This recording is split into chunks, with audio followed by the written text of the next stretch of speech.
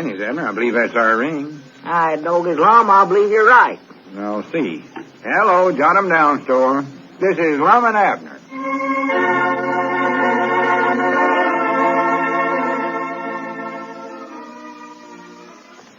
And now, let's see what's going on down in Pine Ridge. Well, Squire Skimp's attempt to enlist Lum's aid in the healing racket that he and Prince Ali Cush are operating was unsuccessful. However, by threatening Lum with the defrauding an insurance company charge, the Squire has confronted the old fellow with two alternatives. Either to help them get money from intended victims of the racket, or to reveal the fake healing plot and go to the penitentiary on the insurance charge. As we look in on the little community today, we find Abner in the Jot 'em Down store, trying to help Lum make his decision. Listen. Granny's, I don't know what to do. Well, I don't know what to tell you, Lum.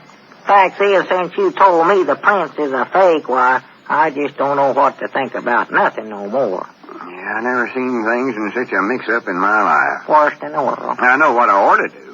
Or to go right over there and warn Grandpa Masters and all these other folks that he's been trying to get to let them cure him that he's a fake.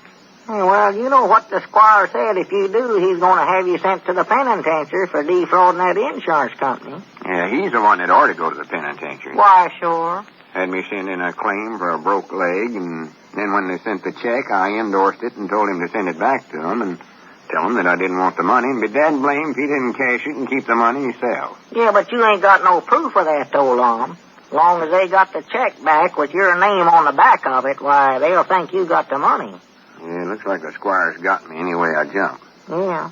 And I have to stand back and see him and that fake prince cheat everybody in town that's got any broke bones out of their money. Well, they're getting them all lined up. They're going to have another big meeting down at the schoolhouse and heal them all out in public again like they done you. Yeah. Yeah, I know about a half a dozen they got lined up. Has Grandpa Masters turned over the $300 to have Grandma's broke hip healed up yet? No. You know how stubborn that old man is. He says he wants to see it dead first. Well, good. Good for him. I hope he stays with it. But Miss Davis has given the $50 to heal her little boy's arm. Oh, my goodness. And that feller from Olden, that Les Chase, I believe his name was, brung his pa over here with the broke collarbone, paid him some money. He did? Yeah, $100, I think's what he give him. Oh. I tried to get him not to, but he said if an honest feller like Lum Eddard said he got healed, why, that was good enough for him. Did he say that, your name? That's what he said. And that's just like sticking red-hot irons on me. An honest feller like Lum Eddard. Aye, Granny, that settles it. I ain't going to stand back and let such as that go on. I'm the most guilty one of the whole bunch. Fact is, I'm the cause of it. My mind's made up. I'm going to tell everybody the whole truth. Well, now, I'd sort of think this over a little first, Lum. No. That penitentiary staring you right in the face. I don't care what's staring me in the face. I'm going to call up Grandpa Masters and tell him, and then I'm going to call Miss Davis and everybody else that's aiming on having the prince cure him and tell him he's a fake. Well, now, wait a minute now, Lum, before you Tell go... him I'm a fake, too. Go home and pack my clothes and head out for Little Rock to the penitentiary right tonight. Well, they got to try you in court first, Lum. I don't want to hang around here and wait for no trial. I know they'll find me guilty, so I may as well just have them lock me up and they can try me and send word over there and let them know how long to keep me. Oh, now, you're just getting yourself all excited, No, Lum. I ain't. Well, now, there might be some way out of this. No, sir, my mind's made up, Abner. As quick as I get done calling, I'm going right over to the place and pack my valise. Well, I'd think it over first. I don't much believe you'll like it over in the penitentiary. Uncle Zeke Powell, he got a hearing from his boy that's over there, and he ain't at all satisfied. I don't care. I hope they put me in a dungeon. I'm the cause of this whole trouble. Well, what's Grandpa Master's ring? I'm going to call him up right now before I change my mind. Well, now, Lum, now, just wait a minute now. What's his ring, Abner? Don't argue with me. Short and a long and a short. Short, long, and short. My mama had me singled out for the President of the United States. Well, Lum, you ain't did nothing unhonest. Hello, Grandpa. This is Lum Eddard talking. Don't have to pack a valise. Oh, I ain't feeling so good, Grandpa. They get him clothes over there. No, it ain't that. I just got something to tell you. Private suit. Yeah, I understand that Prince Ali Cush, or whatever he calls himself, is trying to get you to put up some money to cure Grandma's fractured hip. Well, don't do it. No, sir, he's a fake. Yes, he is. He's a fake. Arkansas told him. Oh, he couldn't cure nothing. Why, Squire Skimp told me himself, for one thing. Well, he never cured my leg, though. It weren't broke to start with. Uh-oh. Well, I'll tell you the whole story some other time, but I just wanted to tell you not to pay the prince or Squire, neither one, no money. Well, don't thank me. I'm just as guilty as they are. Yeah, drop by and I'll explain the whole thing to you. Well, he won't be here. He's going to the pen. All right, Grandpa. Not at all, not at all. Goodbye. You oughtn't to have done it, Lum. You oughtn't to have done it. Granny, I feel just 1,000 times better already. Like a big rock had been lifted off my chest. Yeah, but they're liable to tell the whole town about it, Lum. I hope they do. That's just what I want them to do. I want the whole town to know it. The whole thing started when I told you to tell Sister Simpson I broke my leg so I wouldn't have to take her to that party down at the schoolhouse. And if a feller can get in this much trouble over that, it's time to call a halt to it before it gets any worse. Well, I hope you know what you're doing, Lum. And if now I can talk to folks without being afeard I'll let something slip. I can stand up and look 'em right straight in the eye. Well, you sure spoiled everything for the Squire now. I'll say that for you. He's going to be mad enough to bite whenever he hears you telling it around that the prince is a fake. I don't care how mad he gets. This is the first experience I ever had getting mixed up in something like this, and Granny's, I hope it's my last one. I do, too. I just can't understand what enjoyment a feller like Squire Skimp can possibly get out of life living day in and day out lying and cheating. No. Never made a honest dollar in his life, I don't reckon. Oh, never did. Oh, wait a minute. Ain't that the prince coming up out there, Lum? Yeah. Granny's, I'll tell him what I think of him, too. Well, he can't understand you, Lum. You can't speak Hindu. Well, I'll say something to where he'll understand I don't like him. He can understand a fist shook in his face. Well, now, don't start no fight with him now, Lum. He looks pretty mean to me. Yeah, but I ain't scared of him. Feller like that just as lief stick a knife in your back as to look at you. Well, here he comes. Yeah, look at him, smart aleck. Salam alaikum pornisi chalponta. Well, I can't understand that kind of talk, but I'll tell you right now, mister, we ain't got no use for you, and the quicker you get out of this store, the better it's going to suit us. Just a minute now, pal. Don't get excited. Granny, you can talk. Don't give me that routine. You know I could talk. Squire told me about wising you up. He told me you was a fake bone healer, but he never told me you could talk our language. Well, it don't make no difference now anyway. I thought I might drop over and have a little chat with you.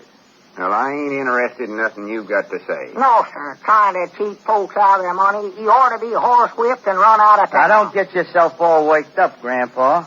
I come over here for a nice, friendly little talk. Well, we don't Be want... quiet, Abner. Yeah. Now, that's better. We might as well be sensible about this little business deal of ours. If you've got something to say to me, hurry up and say Now, it. take it easy. Take it easy. Relax, chum. Relax. I don't like this racket no better than you do, see? But a racket's a racket. And while money ain't everything, I'm willing to settle for it until something better comes along. Now, as I see it, pal, we're all in this thing together. And we're all in deep. Plenty deep. So why don't you get wise to yourself and put the screws on some of these busted bone buddies of yours around here and have them cough up a little dough in advance. Who knows?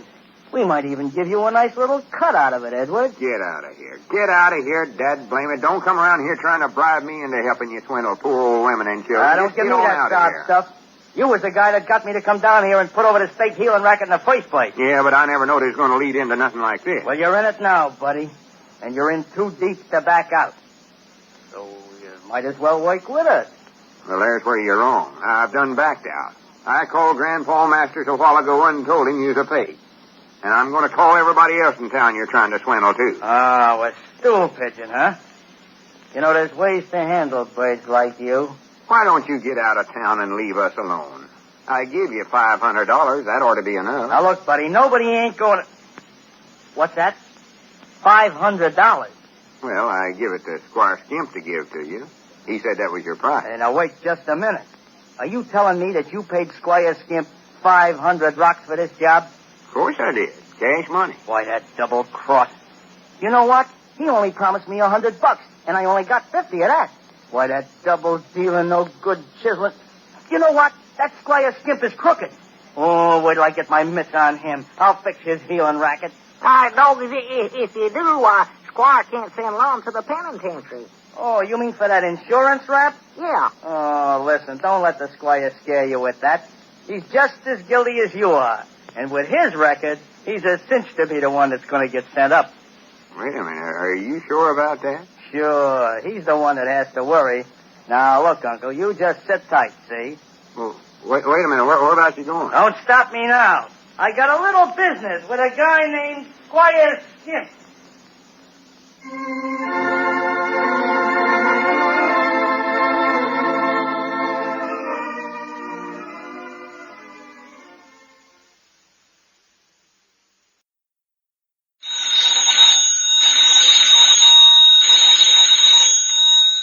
Granny's Abner, I believe that's our ring. All right, Doggy, Lum, I believe you're right.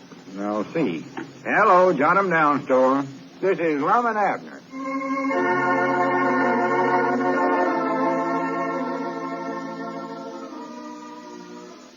Yeah, Granny's, I can't wait to hear how the prince and the squire come out. Well, as mad as the prince was when he found out Squire's trying to beat him out of $400, I wouldn't be surprised to hear a shooting taking place, Lum. Oh, he was mad when he left out of here. And I don't blame him. No. I don't mind losing the $500 they charged me to put on that fake healing on my broke leg, but I do hate to see that Squire Skimp get any of it. Well, a body'd think he'd at least give the prince half of it. But according to the prince, Squire told him you just paying $100. Yeah, that Squire Skimp. Now, Granny, there just ain't no one thing that feller wouldn't do. He ought to be locked up in the penitentiary and have him throw the key away. Well, I hope this learns you a lesson not to have no more dealings with him, Lum. Oh, it has, it has. I wouldn't believe him on oath. Truth ain't in him. As many times as he's tried to skin us out of money, we ought to know better by now. Well, the best thing to do is just not to have no more dealings with him. Or to run him out of the store every time he comes in here. Yeah. Very right. It's him trying to cheat old Grandma Masters out of $300. Well, him and that prince both will get what's coming to them. You just watch what I tell you. Like that old lettered saying of mine, chickens always come home to roost. Yeah. Huh? I say chickens always come home to roost. Did they get some of Grandma Master's chickens, too? Grandma Master's chickens?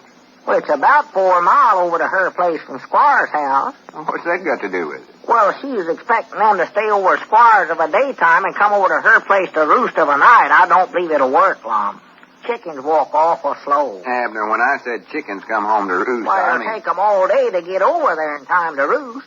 And then they won't no more than get set comfort on the perch before they'll have to jump down and head back to Squire's in order to be there by daylight. Yeah, for goodness sakes, Abner. Them chickens ain't going to do neither one of them no good. Just walk the fat off themselves for nothing. And you know a hen ain't going to lay an egg while she's walking. They got to sit down and concentrate. I don't see why Grandma don't just slip out there and shut the door when they get over there tonight. Abner, they don't walk back and forth, so well, you a get chicken that. can't fly that far along. Of course not.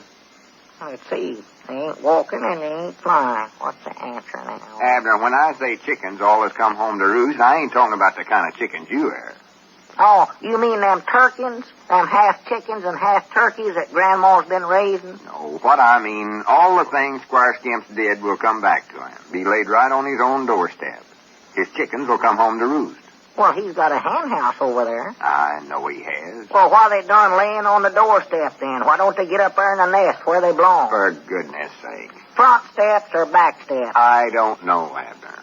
Be a lot handier on the back steps, closer to the kitchen. Oh, swan to goodness. I believe that imagination of yours gets worse all the time. I started out to Wait a minute. If he ain't got a nerve... Who? Squire Skimp. Well, it's his own business where he keeps them long. I thought there's Grandma Master's chickens there when he I mean, he's coming up on the porch out there. You'd think after us catching on to how crooked he is, he'd be ashamed to come over here. Well, I'll be that plain. Yeah, he's coming in. Now, Grannies, we ought to just ignore him. Don't even speak to him. Let him know he ain't welcome in here. Well, I think we ought to tell him what we think of him. No, don't say nothing. Grannies, look at his face. Prince must have beat the everlasting daylight out of it. Find out. Make out like you don't even see him. No.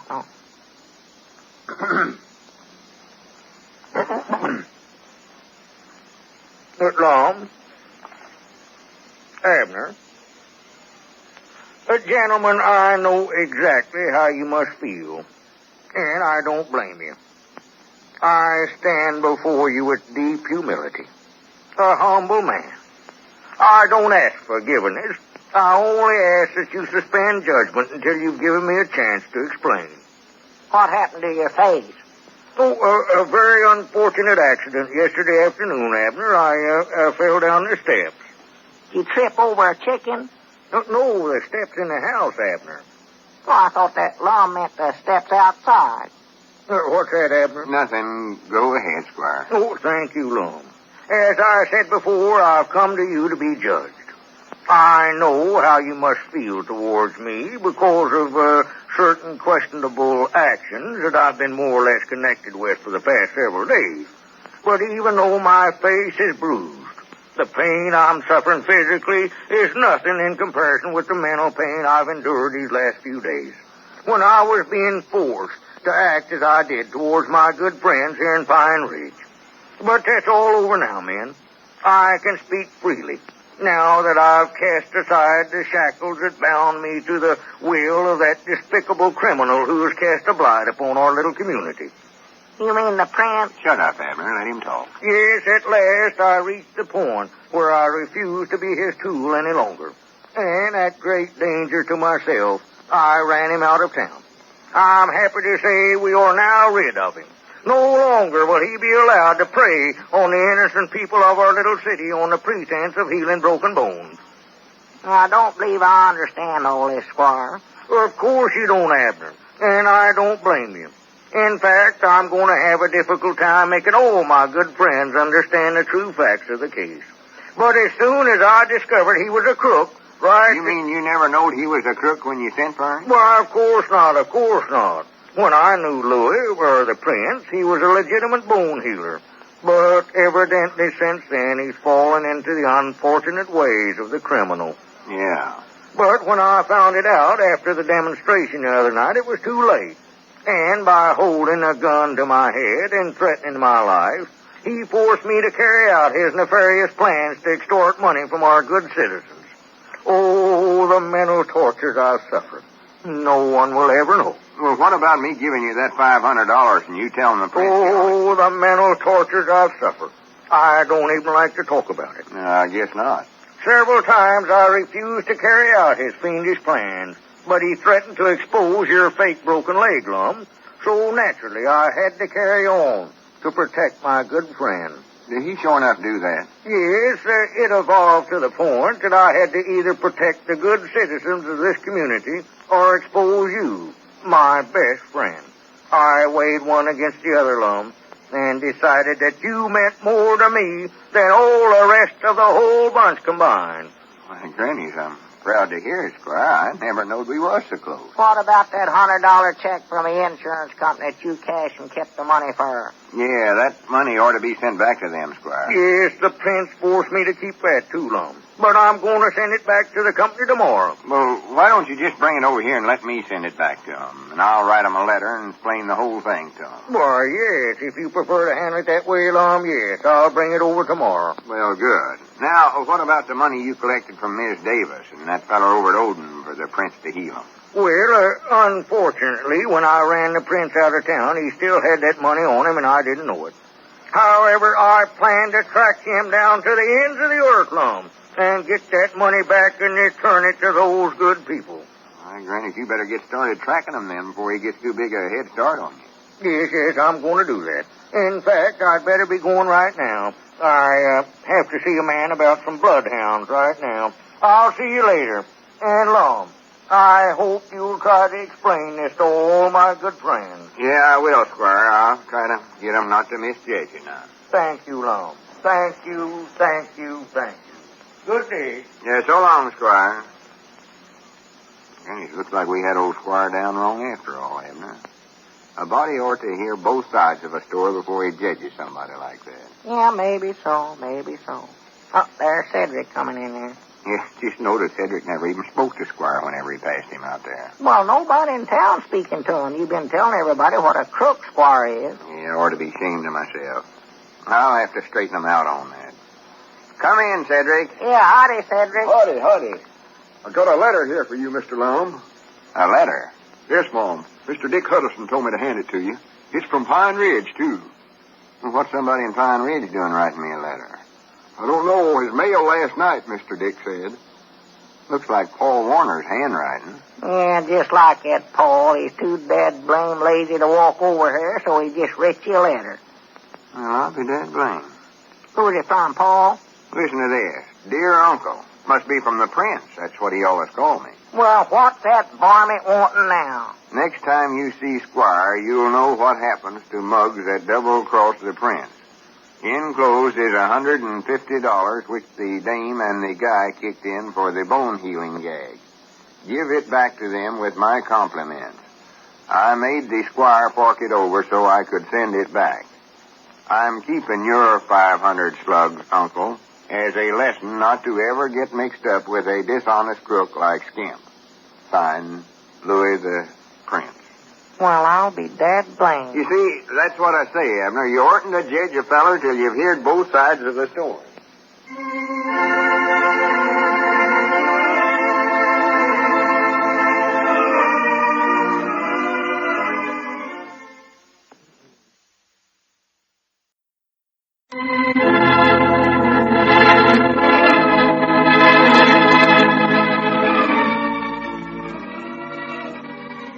And now, let's see what's going on down in Pine Ridge. Well, the Prince is practically a forgotten figure. The intended victims of the bone-healing hoax have their money back. Squire Skimp has talked himself back into the good graces of those he tried to swindle, and things are once again looking up in Pine Ridge. As we look in on the little community today, we find Lum and Abner in the Jot 'em Down store. Lum is still worrying about what his fellow citizens think of him. Listen. Well, that don't look right, Lum. You hiding every time somebody comes in the store and slipping down the back way to work. I can't face 'em, Abner. I just can't do it. Oh, pretty. I know I've made laughing stocks out of myself. Going around here making out like I had a broke leg and letting everybody sympathize with me. Instead of a grown man, sounds like some young'un in the second reader. Well, you was the one that called up everybody and told them that your leg weren't sure enough broke. Well, I had to do that. Everybody thought the Prince healed my leg, and I knowed anybody with a broke bone around here'd be trying to get the Prince to heal them, and I couldn't stand by and see them lose their money. Well, instead of being mad at you, they ought to appreciate you doing it. I thought it was pretty nice of you.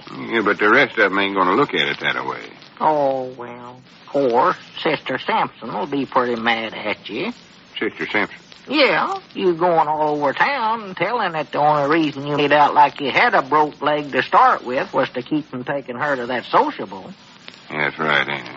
I believe you ought to call her up and apologize. No, sir. I think, Grannies, I want to stay just as far away from that woman as I can.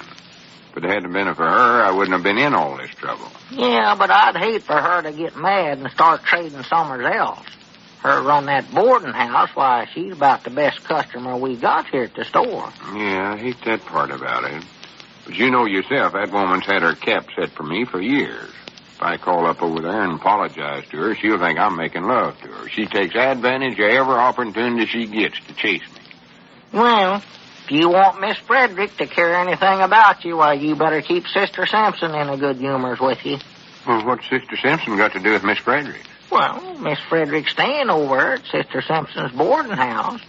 You know how that old woman talks about somebody she don't like. She'll run you down, exaggerate things to where Miss Fredericks will hate and despise you. Well, the whole thing's so mixed up now, I don't know what I want to do. Fact is, I might not even care what Miss Fredericks thinks. You mean you don't care nothing about Miss Fredericks no more? Well, I don't know. Grannies, I might be a woman hater. I don't know. You might, huh? It looks like they caused me all my trouble. I think I'm a lone wolf. You are? If it means what I think it does, I am. Well, I don't know what it means myself. Well, it's a fella that sort of lives by himself, don't have nothing to do with nobody. Dependent sort of a feller. Yeah. Well, sir, I was in hopes that you and a school teacher'd sort of hit it off together, Lum. maybe jump the broomstick. No, that's all off now. I know she must think I'm awful. Terrible. Here I walked to school with her 3 or 4 times on them crutches, and her sympathized with me over my broke leg. Now she finds out it was all a fake. She won't want to have nothing more to do with me. Well, I still think you ought to get married, old Lum.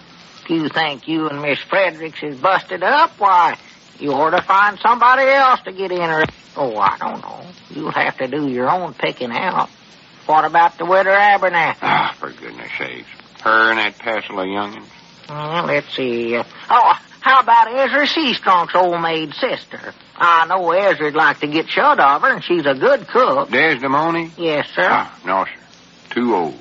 Too old? She's younger than Ezra, and you and him's about the same age. Too old. Well, how old do you think you are, anyway? You've looked at them pictures of yourself you got over at the place as took about 25 years ago, and you forget that you've got older since then. I don't look as old as Ezra and his sister, I know that.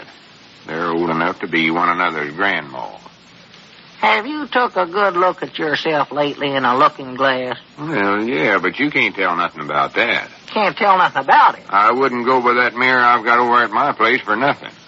It ain't made right some way or other. Well, I look at it one way and I got a big lantern jaw on me, and then I look at it another way and I ain't got no chin at all. well, To scare the daylights out of me, I'd look in there and one of my eyes would be about 4 times as big as the other.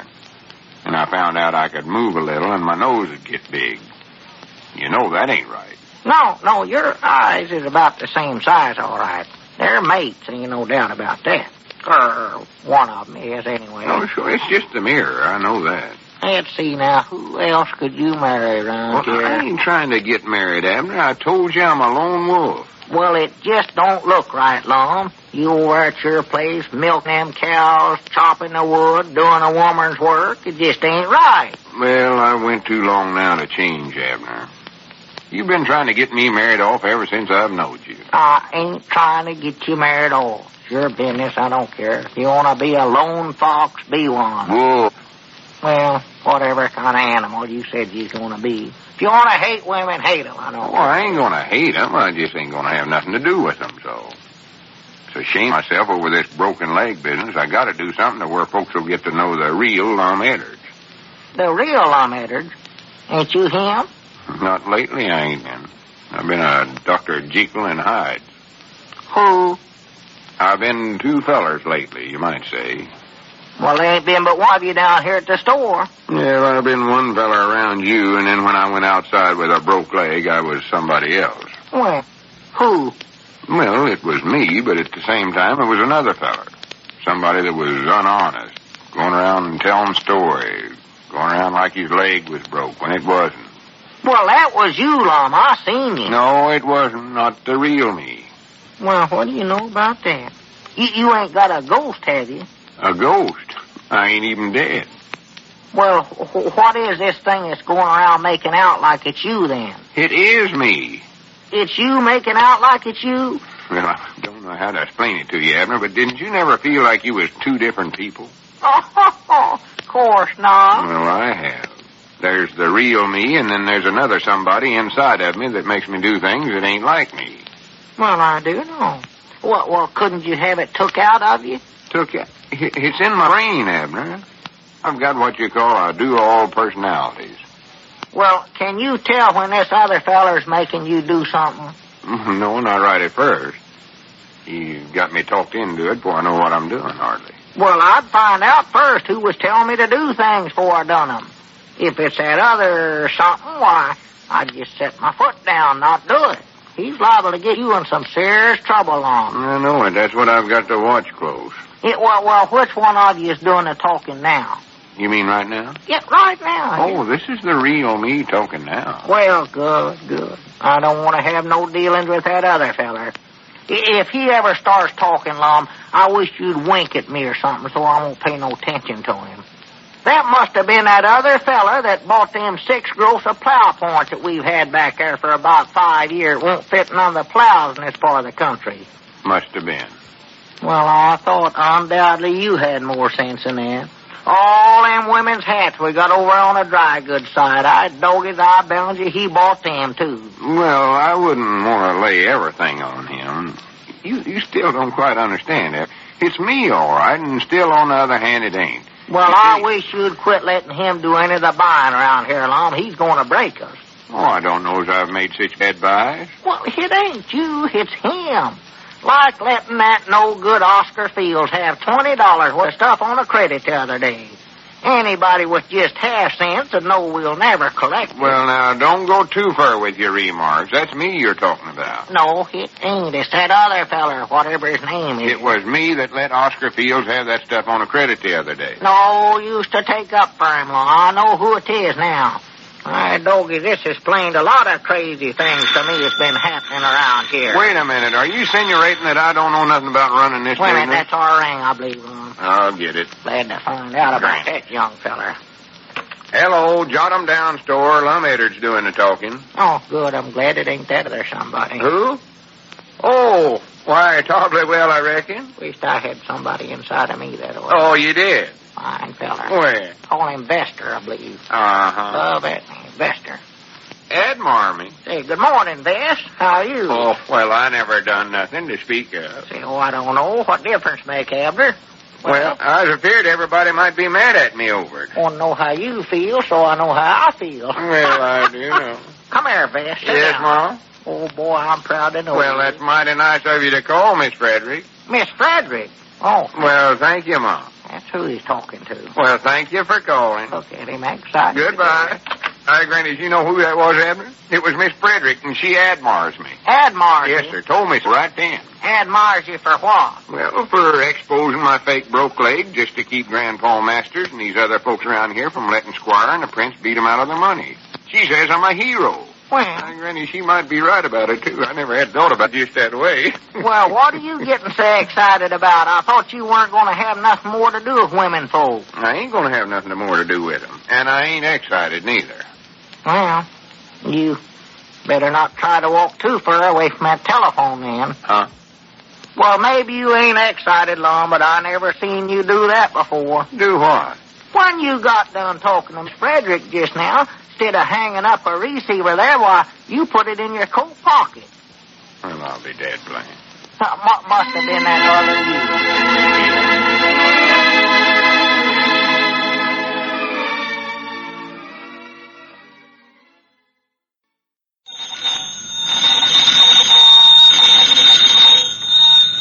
you. Granny's, Abner. I believe that's our ring. I doggies, Lum, I believe you're right. I'll see. Hello, Jot 'em Down store. This is Lum and Abner.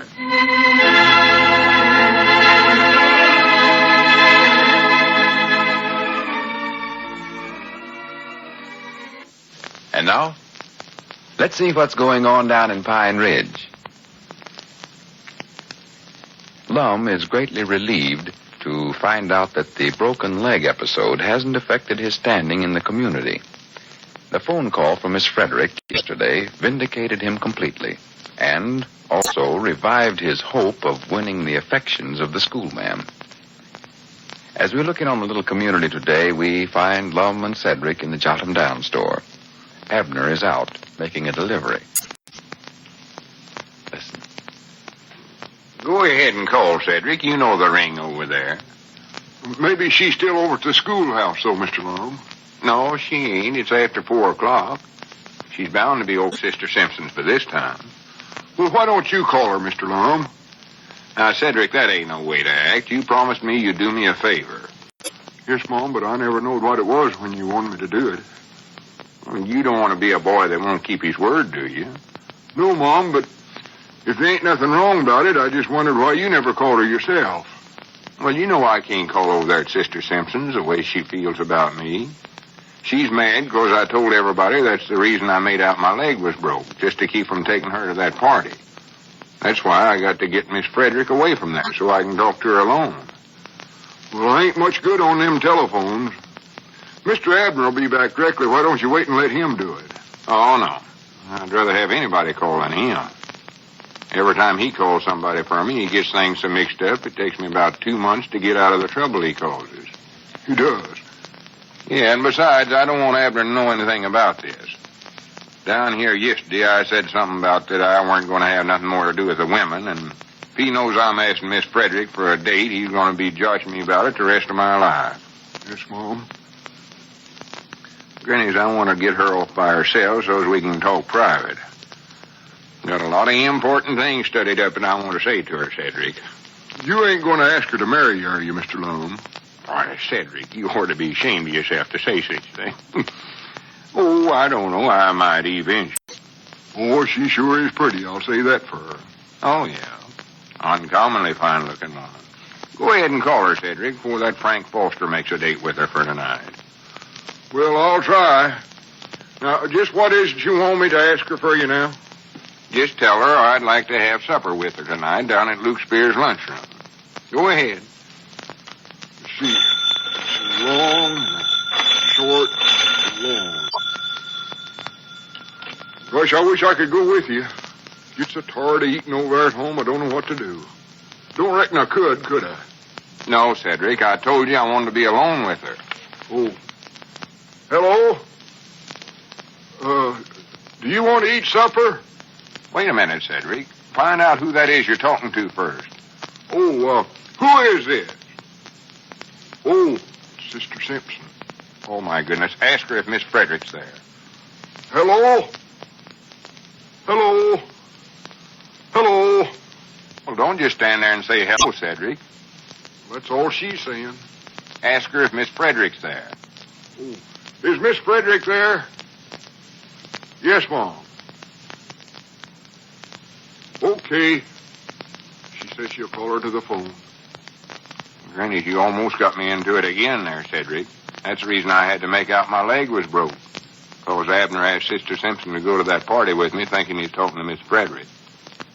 Well, I forgot to ask who it was. Oh, hello? Is this Miss Fredericks? Well, this is Cedric Weehunt. Yes, Mom. Oh, pretty good, I reckon. How's yourself? Ask about having supper tonight. Oh, would you like to have supper at Luke Spear's restaurant tonight? Well, tell her who with, Cedric. No, Mom, not with me, with Mr. Lum. Yes, Mom. Tell her it's school business. He says to tell you it's school business. Mom? Oh, he's standing right here by me. Don't tell her that. She says, why don't you talk to her? Tell her I can't right now, Cedric. I'm waiting on a customer. I don't see no customer. Well, tell her that anyway. Go ahead. All right, but I still don't see him. Hello? Mr. Lum's waiting on a customer, but I don't see none. Ask her if she'll go, Cedric. Go ahead and ask her. Well, she's done said she would, Mr. Lum. Well, why didn't you say so? Granny, she'll go. She'll go. Well, tell her I'll be by for about 7 o'clock. No, better make that about 7:30. You better make it earlier than that, Mr. Lum. Luke Spears closes about 7:30. I know it. I want to get there after everybody else is gone. I'm going to make arrangements with Luke to stay open late tonight. Granny's, we'll have the whole restaurant to ourselves. Mom? No, I'm still here. Mr. Lum's telling me some stuff. Go ahead and tell her what time I'll be over there, Cedric. Oh, 7:30. Tell her I'll be by for her at 7:30.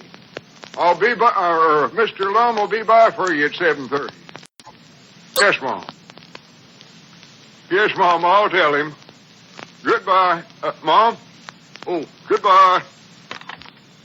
She said tell you thank you. Well, bless her heart. Granny's, everything's working out all right, Jack. Thanks a million. Here, just yesterday, I thought I was a woman hater. Now I'm in love again, I think. Well, I'll declare. Now, Cedric, here's $1. I want you to run over to the Cuddleston store and buy me a box of them fancy chocolates. Tell him to wrap them up nice, like a present for me. Yes, Mom. Bring them back over here, and quick as Abner gets back, I'll run over home, put on my Sunday suit, and dress myself up a little. Well, there's Mr. Abner coming up there now. Him and Mr. Grandpap. Oh, well, good. Well, run on now, Cedric, and don't you breathe a word of this to nobody, what I'm going to do. Oh, Mom, I ain't. And another thing, go by Luke Spear's lunchroom and tell him I want him to stay open late tonight till at least 8 o'clock, and tell him to fix 2 nice suppers for us, them nicest ones of his, them 35 cents. Yes, Mom, I'll tell him. And if Abner asks you anything, tell him it's some kind of a surprise you're getting up. Oh, I ain't going to tell him nothing. I'll see you directly. All right. But hurry. Well, howdy, Cedric. Where are you going in such a rush? Oh, I'm going, no place, just hurrying. My doggies, you'd run over a feller. Gentlemen. How are you today, Grandpap? Oh, pretty good, Lum, I reckon. Hey, what you in such a good humors about? Got a grin on your face there like the cat that swallowed canary bird. Oh, something I can't tell, fellers. Abner, if you're going to be here for a few minutes, I believe I'll run over to the place and tend a little something. What? Oh, never mind. I'll be back directly. Why don't you and Grandpap sit down there and play a game of checkers? Why, sure, I'll play him. Won't play my best, give him a better chance. Sassy fresh. Never see the day you can beat me, Abner Peabody. All right, doggies, get the board out. Get it out. I'll see you after a while. All right, Lum. Hurry up, Grandpap. I reckon what's eating on him? Huh? As long as I've knowed, Lum, I've been coming down to the store here. This is the first time he's ever suggested me and you play checkers. Yeah, he's generally raising Cain with us for doing it. All right, doggies, there's something curious going on here, Grandpap. You know what?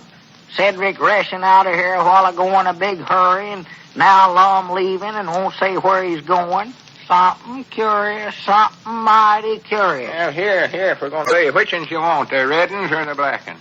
Oh, I don't care. Help yourself. Take some and leave some. Doggies, they're up to something.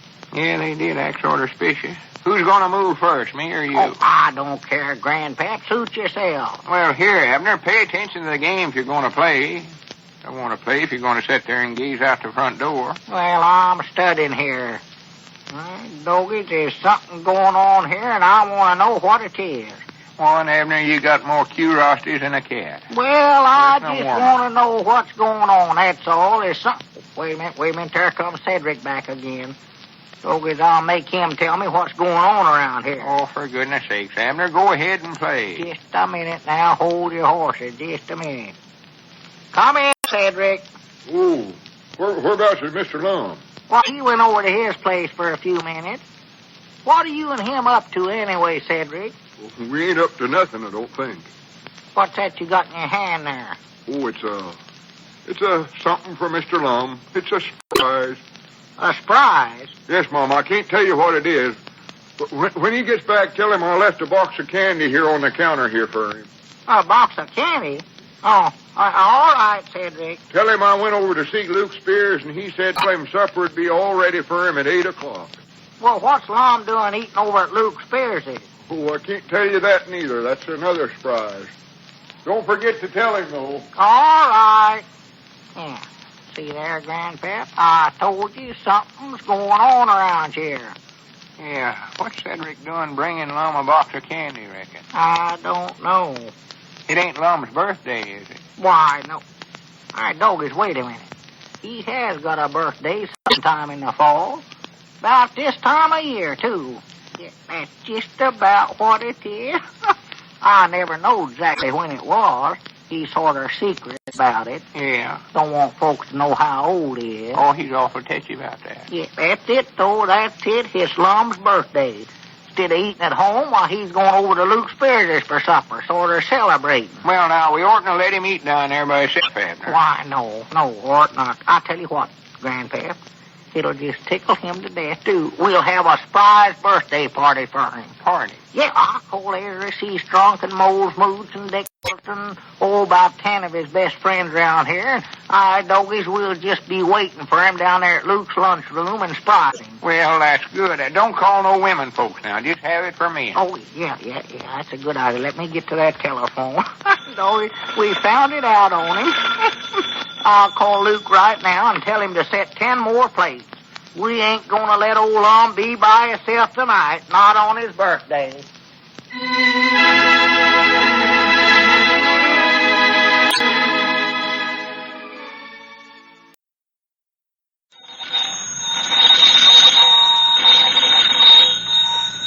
Granny's, Abner. I believe that's our ring. Aye, doggies, Lum, I believe you're right. I'll see. Hello, John Mound Store. This is Lum and Abner.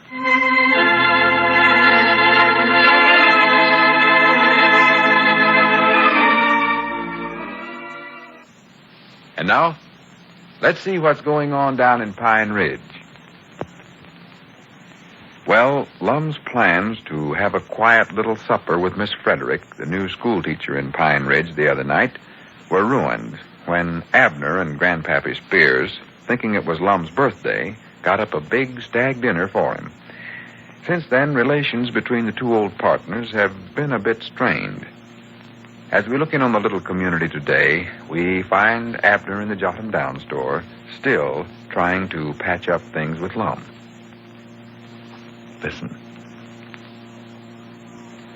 Well, Lum, I've told you 1,000 times I'm sorry. I don't know what more I can say about it. Well, let it go. It's done over now.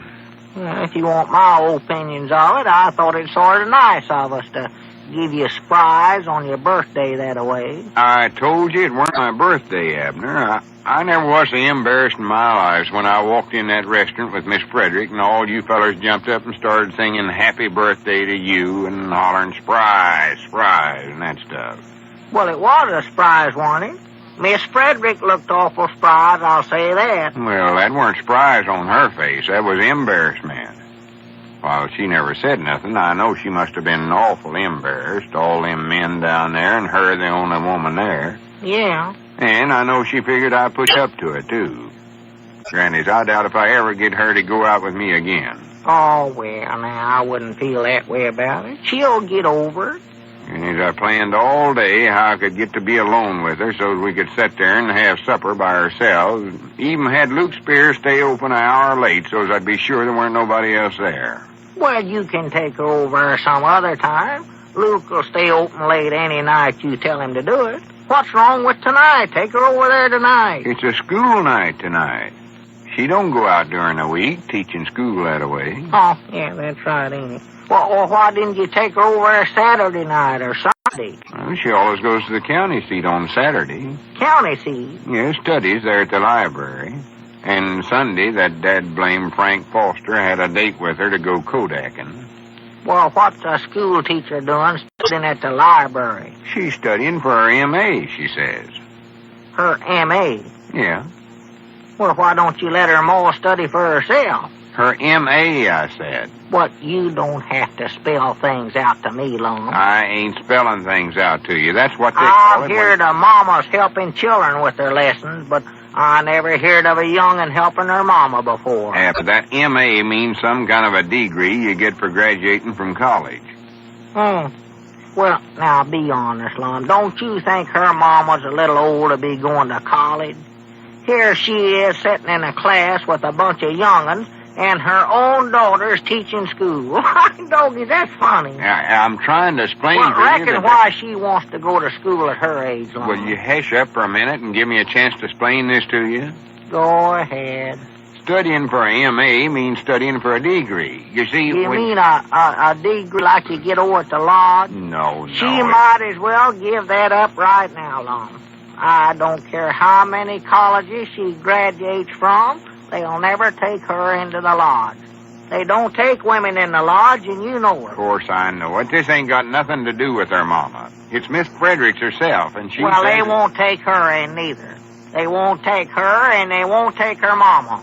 You might as well tell her before they go any further. Abner, they don't want to get in the lodge. Well, they can't take one of them lodge degrees without joining. That's secret stuff, Lum.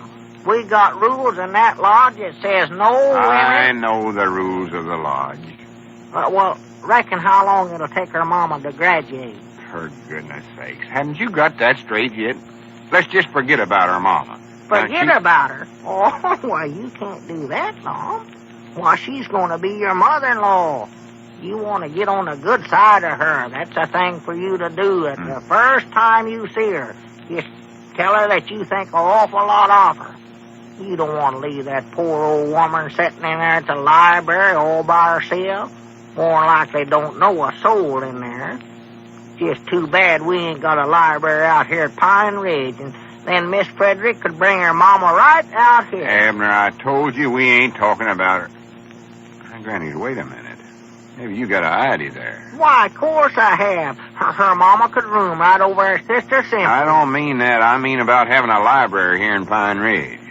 That'd keep Miss Fredericks from going in there to the county seat with Foster every Saturday. Granny's, we could do it, too. Get a bunch of books and get a long table with a green lamp on it and some chairs around it, and Miss Fredericks could sit right there at the table.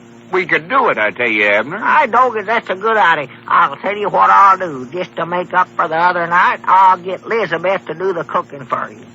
Cooking? Yeah. Ain't that what you want the table for? So you and Miss Frederick can have a nice, quiet supper with just her mama alone? Of course not. I just want the well, table now, to read on. It won't be no trouble for Elizabeth, Lum. I know she'd be tickled to death to do it for you. Well, that's mighty nice of her. I appreciate it, but I'll just call her up right Abner, now. sit back down there. Now, leave that telephone alone. Let me talk to you a minute. I want to get this straight in your head. Oh, yeah. I better find out what you want to eat first. I tell you, Lum, you ought to get Elizabeth to cook one of them chocolate pies of hers. I don't want no chocolate pie. Wait a minute. Don't say a word. Let me get a pencil and paper now, and I'll set this stuff down so that I won't forget it. No chocolate pie. Put that for her. Abner, we just want to study. That's all right now. There ain't no hurry. You just go right ahead and study about it as long as you want to, Lum. When you make up your mind what you want, why, just let me know and I'll set it down here. Another thing, Lum, Elizabeth fries chicken awful good. I believe Miss Frederick would like that. I'll be dead blamed. You get something in your head and a body couldn't jar it out with a stick of dynamite. What do you think I'm getting all them books in the store here for her? I don't know. Let's see. I'll tell you what you could do with them, old Lum. You could put in a library. We ain't got none here in Pine Ridge. A library? Yes, sir. What do you think I've been talking about all this time? Well, I don't know, but I believe that library idea's a good one, even if I did think of it. Well, I'll swung too good. See, another thing, Lum. That way, why, Miss Frederick wouldn't have to run into the county seat every Saturday, and she wouldn't get to be a Frank Foster. That's just exactly what I've been talking about all this time. What you been... Oh, why, I know you weren't, Lum. You was talking about getting Elizabeth down here to cook up a batch of victuals for you and Miss Frederick. Don't you recollect? Let it go, let it go. We can put in a free public library right here in the store. Why, sure we can. Get a bunch of books and take all them canned goods out of the shelves on the first side there and put the books right in there and pass out some cards. Get everybody in town to bring all the books they got at home they ain't using. Oh, it'd be the finest thing in the world. You know, there's a lot of these children around here. Their folks ain't got the money to buy books for them, and they could just come down here and read all them books for nothing. Oh, yes, it'd be the finest thing at all, and get some signs around that says, silence, please. You gotta have them in the library. You do, huh? Oh, yeah. All right, doggies, we'll get some in. Make it a first class, and that's what I want to have. This'll make a good impression on Miss Fredericks, too. She'll see that I'm interested in reading books and getting better educated and all that stuff. Why, sure she will. I knowed you'd see it my way. Granny, she'll be over here at the store all the time then. Yeah. I can help her find the books she wants and sit here and talk to her and stuff like that and put her books back in the shelves for her again she gets done reading them and all. Yeah. I don't want her lifting them big, heavy books. No. Granny, I'll show that Frank Foster a thing or two. Pine Ridge Public Library. L. Eddard's Librarian, or whatever they call him. And I ain't going to give Frank Foster no card, neither, to the library. Well, are you going to be the president of the library? I don't know. I reckon so. I hadn't told much about it. Well, now, wait a minute here. I helped to think up this idea. Doggers, looks like I ought to get to be something here. Well, you can keep the books straight and stuff like that. Oh, well, good for me. Fact is, I might let you look after it during the week, and I'll look after it on Saturdays and Sundays. You mean when Miss Fredericks is here? Well, I reckon it does work out that way. Just coincidence, I reckon. And then I'll stay here during the week while her mama's here, huh? Her mama? For goodness sakes, can't you get that out of your mind, Abner? I thought that's what the library was for, to help her mama study. If you mention that word again, I'm going to whop you right on top of the head. I said Miss Frederick was studying for her M.A. Well, quit spelling it out, Lum. Nobody ain't going to hear us talk about it. I ain't going to tell nobody her mama's so ignorant she still has to go to school if that's what you're feared of. Abner, you're talking about a different thing entirely. Well, I don't see what the difference is. But if we're going to put in this library, there's just one thing I hope. What's that? Well, if I'm going to stay here all week with her by myself, I hope her M.A. knows how to play checkers. Grannies, I give up. I don't know what else to tell you. Can't you think of nothing? Think of nothing. Yeah, if you call it out, I'll set it down here. Got a pencil right here. Set what down? What you and Miss Frederick want Elizabeth to cook for your supper. All I got down here is fried chicken and no chocolate pie. Grannies, that settles it. That settles it right there. Wait a minute, where are you going, Long? I don't know where I'm going now, but I know if I stay here, I'll go plumb stark raving mad crazy.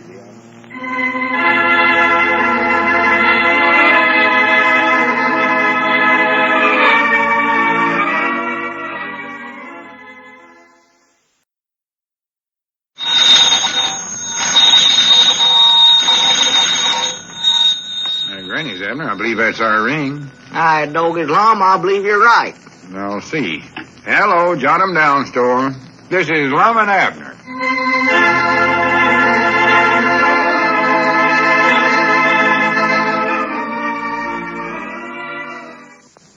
And now, let's see what's going on down in Pine Ridge. In an effort to keep the new school teacher, Miss Fredericks, from spending her weekend studying at the county seat library, Lum has decided to open up a Pine Ridge library in the Jot 'em Down store. Abner spent the morning canvassing the town for old books, magazines, and newspapers for the library, and now, as we look in on the little community today, we find the two librarians checking through the material that Abner brought in. Listen. The balance of the evening was spent in playing cards and games. All reported a good time was had by all. Abner, quit reading them papers. We ain't getting all these books and magazines and papers in here for you to read. They're for the library. Well, ain't that what the library's for? To read in? Of course it is, but we got to get it started first. Lay down them papers and help me put some of these books in the shelves. In the shelves? Well, them are filled up with canned goods, Lum. Wait a minute. Here's an article about old Tom Blevins here. Abner, if you'd get your nose out of them news weeklies for a second, you'd see the shelves is empty. I moved all the canned goods over with the harness over there. Plenty of room. Now, you get over there by them shelves, and I'll start handing you the books. All right, start handing them to me. I'm ready. Tom Blevins journeyed to Odin Saturday night to visit relatives. Abner, you're not paying attention. I mean, get over by the shelves next to the window there. The window? Yeah, the window. Grannies, that reminds me, too. We got to get some glass in that window before winter sets in. Well, reckon what relatives old Tom's got over there in Odin? I don't know, Abner. Maybe it's that sister-in-law of his, Enor. Yeah, I think that's what her name was, or... I dog it might have been Opal. Which was it, Lum, Enor or Opal? I don't know, and I don't care. Just hush up and take the books as I check 'em off here. Black Beauty. Oh, no, that ain't her name, no. It's more like Irma, or, That's the name of the book, Black Beauty. Oh, Black Beauty. Last of the Mohicans. Last of the Mohicans. Lorna Doone. Yeah, I believe that was her name, Lorna. No, either Lorna or Enor. Wait a minute. Maybe it tells me this article here. Let's see, Tom Blevins journeyed to Odin Saturday to see... Abner, if you don't stop reading them newspapers and pay attention to your work, I'm going to unsolve partnerships right now. Well, I'm paying attention. You are not. You ain't watched once where you're putting the books. Stack 'em over closer to the window there. All right. I dog has got to where a feller can't do And nothing. stop mumbling.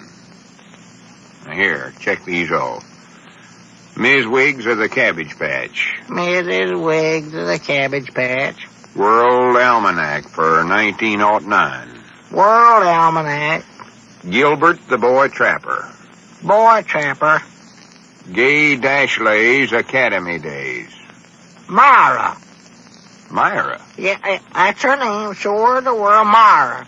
Hi, doggies, I just happened to run across a nice article here about her. Listen to this, Lum. Myra Clardy. That was her name, Myra Clardy. was a visitor at the Blevins home in Pine Ridge over the weekend. Myra is a sister-in-law of Tom. For goodness sakes, Abner. What do you know about that? They must have passed each other on the way over here, you know it?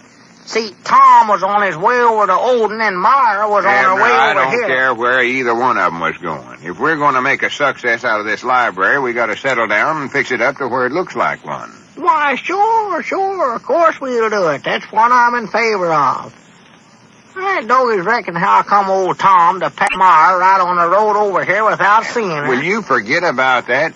If you read one more article out of them papers, I'm going to whop you right on top of the head. Mind out, Lum. There comes Cedric.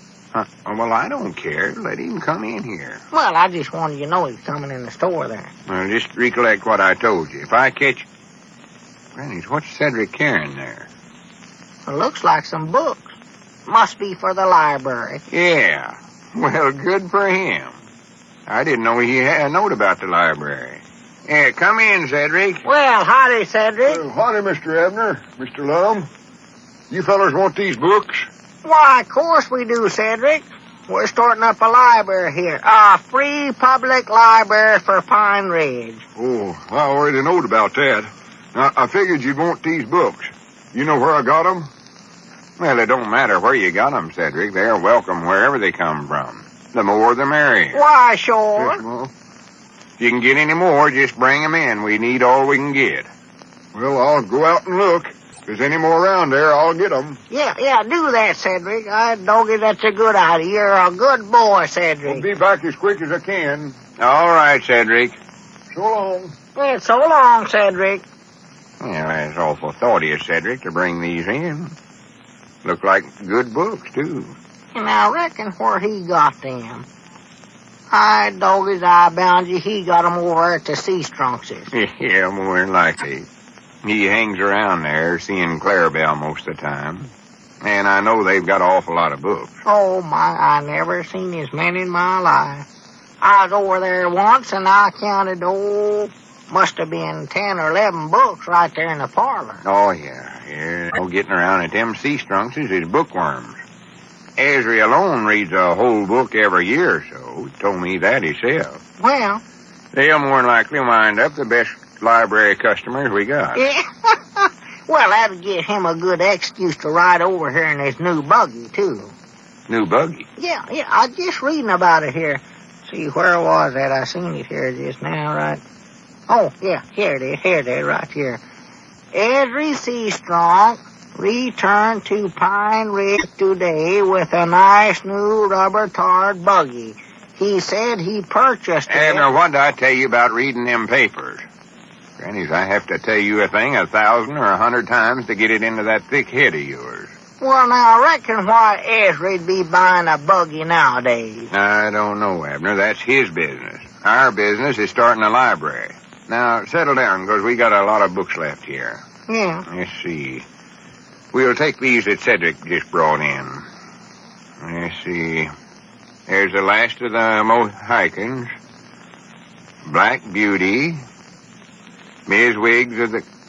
Grannies, we already got most of these. Why, sure we have. Just throw 'em in the stove there. I'll burn 'em up. No. We want to have duplicates of our books.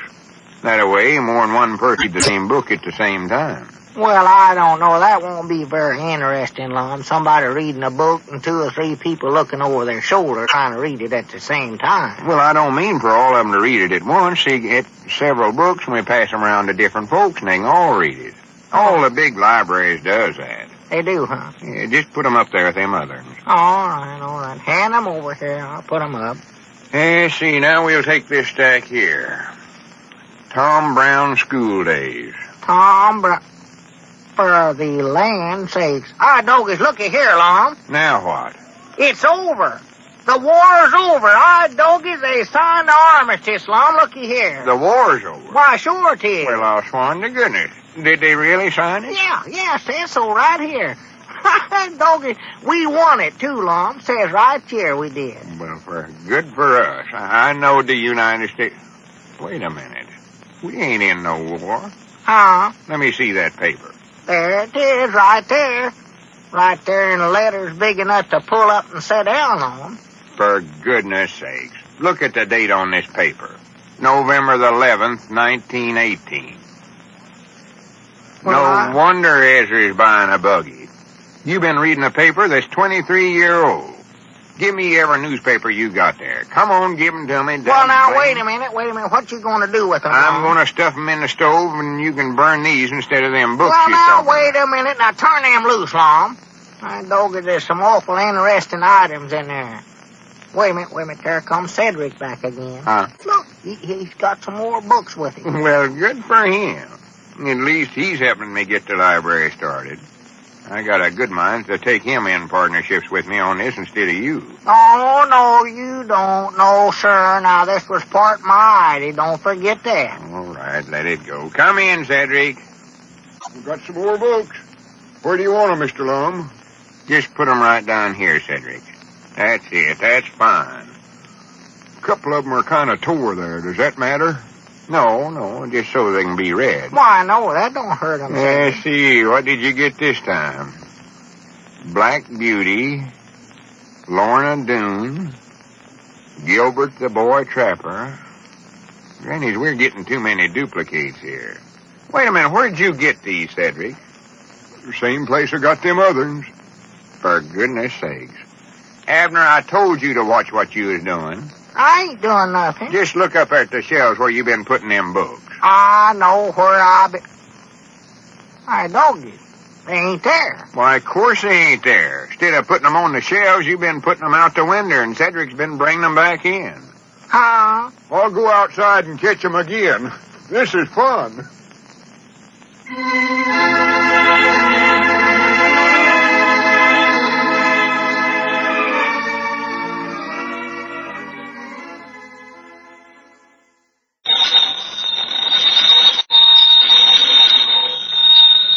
Granny's, Abner. I believe that's our ring.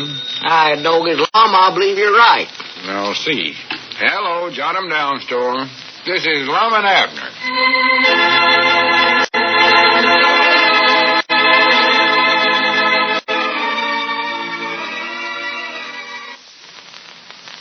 And now, let's see what's going on down in Pine Ridge. Well, Lum and Abner are working hard trying to organize their newest public service venture, a library for Pine Ridge. Lum is especially pleased with this enterprise because it's helping him to gain the attention of Miss Fredericks, the new schoolteacher. As we look in on the little community today, we find Abner in the Jot 'em Down store. Grandpappy Spears has just entered. Listen. Well, come in, Grandpap. Glad to see you. Well, howdy, Abner. How are you rascal, you? Oh, tolerably, I reckon. You all by yourself? Yeah, Lum's over getting some advice from Miss Fredericks on running a library. Yeah. Oh, Miss Fredericks, huh? Yeah. I thought that was Lum. I seen a while ago heading over towards the schoolhouse. Had on his Sunday suit, didn't he? Oh, yeah. He's Blue serge. Yeah, that's the one. He's getting awful big ideas in his head since he took up being a librarian. And then Miss Frederick told him he was doing a good thing for Pine Ridge. A good thing? Yeah, putting in the free public library. Uh-huh. She said he's helping both the young'uns and the growed-up folks get educated and get book learning and all such as that. Sassy fresh. What does grown-up folks need educating for? Well, I don't know, but Lum, he believes every word Miss Frederick says. He's even got to where he's going around here calling himself Andrew. Andrew? Yeah, Miss Frederick told him he'd just like some feller named, Andrew Carnegie. I think that's how it's pronounced. Never heard of him. Well, he's some big city feller that's in the library business. Made quite a success out of himself, according to her. Yeah, never heard of him. Well, to be honest, Grandpap, I never did neither, but, Lum thinks he's something wonderful. Well, just look at that sign he's got stuck up over in the library part of the store. where about? Over this way, around here. Oh, yeah. L. Andrew Edwards, president and head librarian. L. Andrew, such prittle prattle. What's that table for? Well, that's to sit around and read and study and stuff like that. You want to sit around it and try it out? No, I don't want to sit. Wait a minute. Wouldn't that table be a good place to play checkers? Huh? Hi, doggies, why didn't I think of that before? Why, sure, this library idea is better than I thought it was. Hey, get the board out and I'll play you a game, Abner. Yeah, I'll get it right here. Just a minute. You go ahead and sit down. Yeah, this ain't a bad little old table. Whereabouts you get it? Why, out of the back room there, we had some feed sitting on it. Oh, yeah, I recollect seeing it sitting back there. Here, where? Now, which do you want, the red uns or the black uns? Oh, I don't care. Give me the red uns. I'm unlucky with them. That'll give you a better chance. Make the game about even. I don't need nothing to make the game even. Come on here. What you got that line drawn down the middle of the floor there for? Why, Lum done that. Divides the library from the store. See, over on that side... Oh, wait a minute. I forgot to tell you.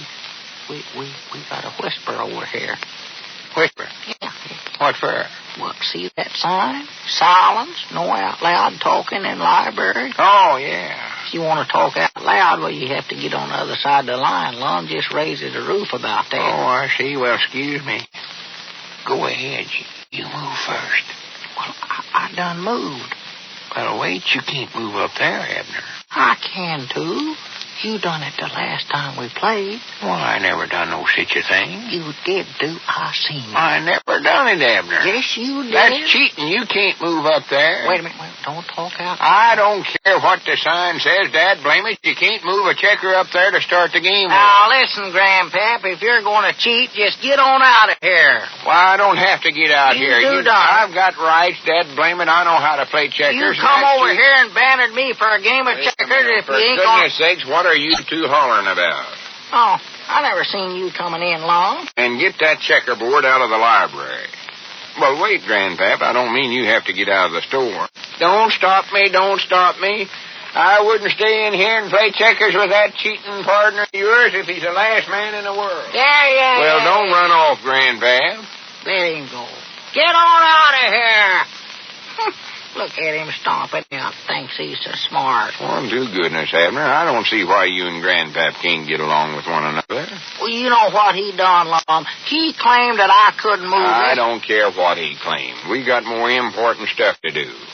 There's more to running a library than I figured there was. Biggest cheat I ever seen. Miss Fredericks was showing me how to keep track of which books is out and which ones is in and all that stuff. Which one's overdue and which is underdue. Granny, she's going to be a big help to us, Abner. I seen him make that very same move, but I can't do it. Oh, no. Abner, forget about checkers and learn a little about the library business. Looky here. This is a picture of the New York Library. Miss Fredericks give it to me. Hate and despise. Granny, that's the kind of a building I want to get eventual. Look at that, Abner. Uh-huh. If he can cheat, I can Just look at that big stone front there and them windows. Them lines sitting out there beside the entrance. You know, that's what we ought to have, a couple of them lines. Lines? Why, sure. The New York Library's got two, and the librarian in the county seat's got a couple of them.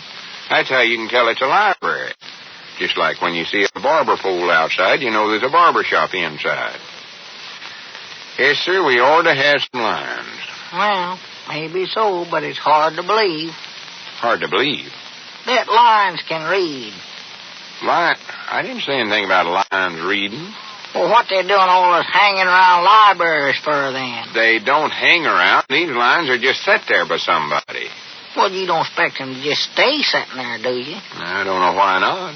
That is, except if somebody steals them. And it's easy enough to prevent that. We could chain them down some way or other. Yeah, that'd be a good idea. Chain them down, yes, sir. That way they couldn't bite nobody coming in the store. Bite nobody? Why, sure. Lions has got awful big mouths, Lum, and long, sharp teeth. They're known as the king of the jungles, you know. I know what a lion is, but the kind of lions I'm talking about can't bite nobody. Too old, huh? Of course not. I'm aiming on getting new ones. Oh, too young. Yeah, that's a good idea. That way you can raise them to suit yourself and tame them as you go along. Abner, can't you understand? I'm just talking about the kind you get for decorations. Well, we can decorate them. I'll get Elizabeth to dig up some ribbon summers, and we'll tie big bows around her neck. I doggy, them little baby lions look cute decorated up that way, Lum. For goodness sakes, can't you get anything straight? Well, what's wrong now? Ain't I helping you with your ID? I admit I still ain't much in favor of it, 'cause they're going to be an awful bother, Lum, but if you want lines, I doggy, we'll have lines. Well, of course I want lines, but not the well, kind then what are you, for goodness saking, about then? Seems like every time I try to help you with ID, you get mad and disgusted. I ain't mad and disgusted. You are, too, I can tell. Well, all right, I am mad and disgusted. Well, I know you are. Wait a minute. Where are you going? I don't know. I think I'll find Grandpappy Spears and sympathize with him. I know just how he felt whenever he stomped out of here a while ago. Well, now, wait a minute. Come on back here, Lum. Now, I'll study up some way to help you get the lines. Honest, I will. Just let it go, let it go. The lines is out. You watch the store the rest of the day. Well, now, wait a minute, Lum. Don't let... Wait a minute. There comes Squire Skimp. See him coming yonder? I can see him. You can wait on him. I'll see you later.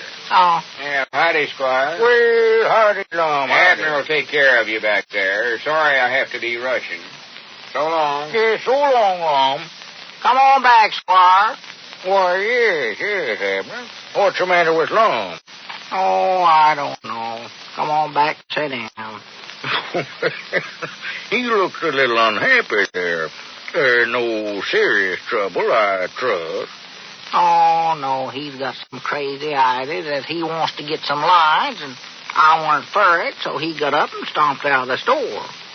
For lines? What in the world does Lum want with lines? I don't know. He gets ideas like that. I think Miss Fredericks put this one in his head. He'll swallow anything that woman tells him. Well, I'm a little afraid you might have a difficult time trying to cater to a whim like that, Abner. You know, there aren't many lines on the open market right at this time. Doggy, I'd sure like to get some for him, though, just to see him happy. You know, he might be right. It might help Lum win, Miss Fredericks. I'd give anything I've got to see him get married and settle down. Maybe then he'd quit getting such crazy ideas. Well, now, if you're really interested, Abner, it might be that I could help you there. Huh? I doggies, can you showing us, Squire? Well, I believe I can, Abner. I have quite a few connections along those lines. I might be able to do it. I doggies, Squire, you're a real friend. Well, wait a minute. No, now, don't tell Lum. I want this to be a big surprise for him. Oh, don't worry about that. Squire Skimp never betrayed a confidence, and he's always willing and ready to help a friend in need. Yes, sir, I'll tell you what I'll do, Abner. I'll do my best to get you a nice pair of lines. Well, good for you. For, say about $100. $100? Doggy, that's pretty high, ain't it, Squire? Well, you see, Abner, lines, you know, they're kind of out of season now. Well, I didn't know that. All right, $100 then. I doggies hit the deal, Squire.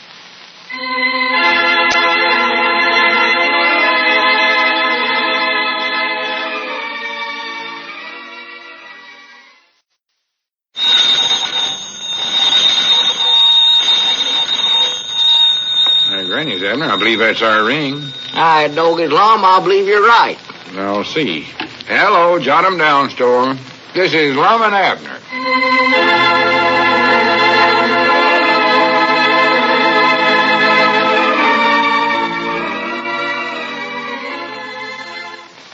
And now, let's see what's going on down in Pine Ridge. Well, Lum spent the morning at the county seat public library in order to get some supplies for the library that he and Abner have opened in Pine Ridge. As we look in on the little community today, we find that Lum has just returned to the Jot 'em Down store, and the two old fellows are examining the papers and cards he brought back. Listen. And that woman in there at the county seat library just give you them cards, Lum? Didn't charge you nothing for them? Not a single cent. Even said we could have more if we needed them. Well, Well, now, what do we do with the cards? Just start handing them out to everybody that comes in? No. Before a customer can get a card, he has to answer and fill out the questions on the back here.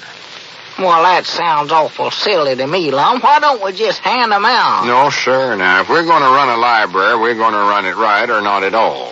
Where, huh? Well, of course, I think I'll give Miss Fredericks 2 cards. She's been so much help to us getting it started and all. 2 cards? Well, now, listen. Wait a minute. Here comes Cedric. I don't think this will give us a chance to practice filling out them cards. Well, howdy, Cedric. Come on in. Oh, howdy, Mr. Abner. Howdy, Mr. Lum. How are you today, Cedric? Hey, you want a library card, Cedric? I don't know. How much is it? Well, they're free, ain't they, Lum? Of course they are. Won't cost you a penny, Cedric. And it'd be a good thing for you to have, too. A boy your age ought to have a library card. Yes, sir. Yes, Mom. I'll give 3 box tops and 10 cents for my other card. What other? Is there another library in town? No, Mom. This card says I'm a member of the Junior G-Men. Oh. I don't use the card much, though, hardly. Well, this is a different thing altogether, Cedric. See, all we have to do is fill in a few blanks here on this white side here, and then you're a member. Oh, yes, Mom. Yeah, go ahead and ask him the questions, Lum, see if he passes. Name. Cedric Weehunt. We know that. Yeah, that's right. Doggy them sure easy questions. Address. Pine Ridge, you know that, too. Yeah, but does Cedric know? Oh, sure, he knows. Yeah. Yes, Mom, I know where I live at. Yeah. Name of husband or wife? Wife? Are you married, Cedric? No, Mom, I don't think so. Well, it says right there you are. No, it don't, Abner. It just means that if he's married, what's his wife's name? Oh, well, just put down Clarabelle Seastrunk. If he gets married, that's who it'll be. Well, here, wait a minute, though. If I have to get married to get a library card, I don't think I want one. Well, you don't have to get married, Cedric. Just don't pay no attention to what Abner says. Let's see here now. Are you a property owner? Mom? You own any property, any kind, Cedric? Yes, Mom. I own a baseball mitt and a saxophone. Of course, it's busted. Yeah. Not that kind of property, Cedric. I mean real estate. Land. Do you own any land? Oh, no, Mom. No, I don't own none of that. Well, that's too bad. Can he get a card now, Lum? No, not according to this he can't. Says he's got to be a property owner. Oh. Well, I'm sorry, Cedric. Maybe some other time. Well, now, wait a minute, Lum. Maybe Cedric can buy some land. Oh, no, we couldn't ask him to buy. Wait a minute, though. Maybe that's a good idea. Yeah, that might be a good invest for Cedric. He's old enough to where he ought to start thinking about such things as that. Why, sure. And it'll give him a better standing in the community, too. Folks will sort of look up to him and respect him if he's a property owner. Will they, sure enough? Why, of course they will, Cedric. How much money you got with you there? Oh, let's see. Oh, I got $6.50. I know, I just counted it a while ago. Oh. Well, granted, I'm afraid you can't buy much land with that, Cedric. No. Wait a minute. How much does he have to own, Lum? Well, what? Don't say here. Well, why can't we just sell him a few feet of that little strip of ground beside the store there, about 2 feet of it? We ain't got no use for it no way. Granny, we could do that, couldn't we? Granny, Cedric, you're a property owner. Well, good for me. Did I pass? Why, sure you did, didn't he, Lum? I guess so. Wait a minute, though. There's one more question here. Let's see. Do you have a telephone listed in your name? Huh? Oh, no, Mom, I don't. I ain't much good on the telephone. When I got something to say to somebody, I just go over and say it to them, sort of. Well, I don't think we need to bother with that, Lum. Cedric don't need no telephone, never gets no calls. Let's just skip that question. No, it might be breaking some library law, and I don't want to start out wrong and get a bad name in the library business. No. Well, was that anybody in particular that's going to call me up, Mr. Lum? No, Cedric, that ain't the idea.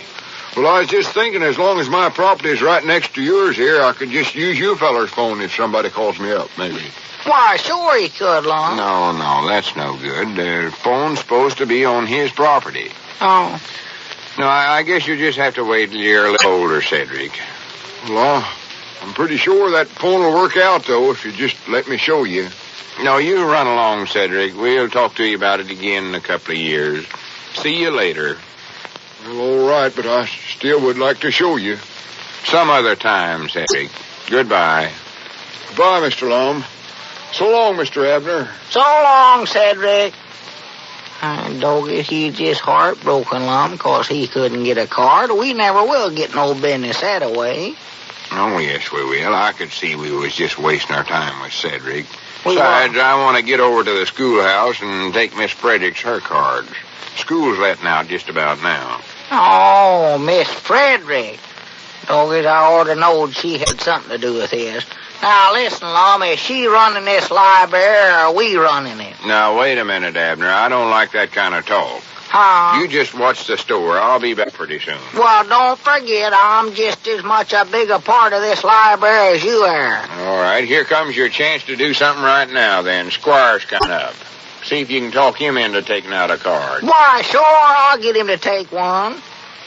Yeah, howdy, Squire. Well, good afternoon, Lum. Going back and sit with Abner, Squire. I'm just going over to the schoolhouse. I'll be back directly. Yes, that's all right, Lum. Well, howdy, Abner. Hello, Squire. How's my old friend today? Oh, Tolleby, I reckon. How's yourself? Why, just excellent. Excellent, Abner. And I have some excellent news for you, too. You mean you want a library card? No, I mean the lines. I found out where I can get you a wonderful pair of lines. Lines? What lines? Why, the one you told me you want to get for Lum. Don't you remember you paid me $100 to buy them with? Lines for Lum, yeah. I recollect now. Can you sure enough get them? Why, yes, by some odd quirk of fate, an old friend of mine, a carnival owner, has met with financial reverses, Abner, and he's being forced to sell all his animals. Well, good for him. Have you got them with you? Oh, no, they'll have to be shipped. However, now there's another slight matter for consideration, Abner. Well, I find after talking with him that lines have gone up, well, they'll cost you $150 apiece. $150 apiece? Yes, in other words, it'll cost you $200 more than you paid me if you want them. Well, I want them. I'd love to help Lum. If it's going to help him marry Miss Frederick, I'll pay anything for him, just anything to get him married. Yes, marriage is indeed a blessing, Abner. Now, how about the $200? Well, Squire, I was just thinking here. Reckon one line would be enough? Well, that's up to you, Abner. Personally, I can't understand Lum wanting even one line. But I suppose he knows his own mind. Dogged, I believe one would be enough. We just got a little bitty library here, and maybe later on we can work up to where we can have 4 or 5 lines. Yeah, make it just one right now, Squire. Well, all right, Abner, whatever you say. Let's see, now that'll be $50 more that you'll owe me, and I'll have your line here the first part of the week. All right, Doggy, that's a deal. That'll make old Lum so happy he won't know what to do. Uh-oh.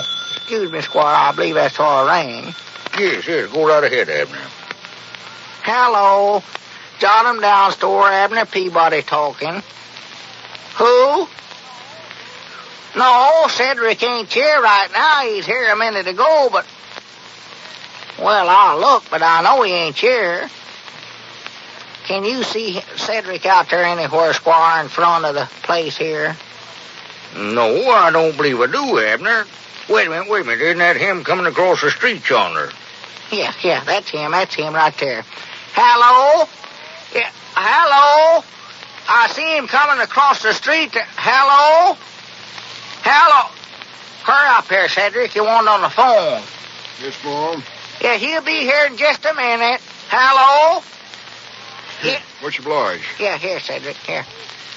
Hello? Goodbye. There. See there, Mr. Abner? Worked out fine. Now, what about my library card?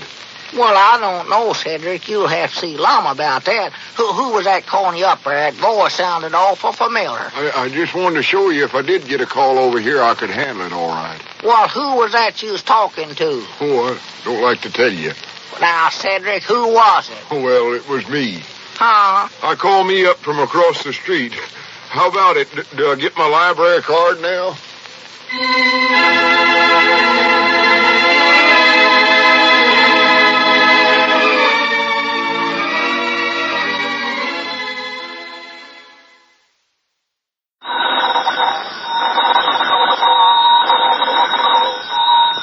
Granny's, Abner. I believe that's our ring. Hi, Doggy's Lum. I believe you're right. I'll see. Hello, Jot 'em Down store. This is Lum and Abner.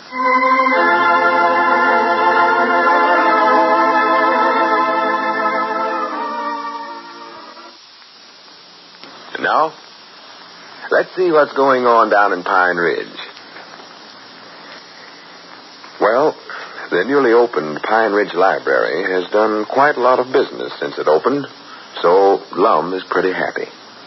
Abner's also happy because this is the day that Squire Skimp has promised to deliver the lion he purchased from a stranded carnival. Abner's planning to give the lion to Lum for a big surprise. As we look in on the little community today, we find Abner in the Jot 'em Down store. Cedric is just entering.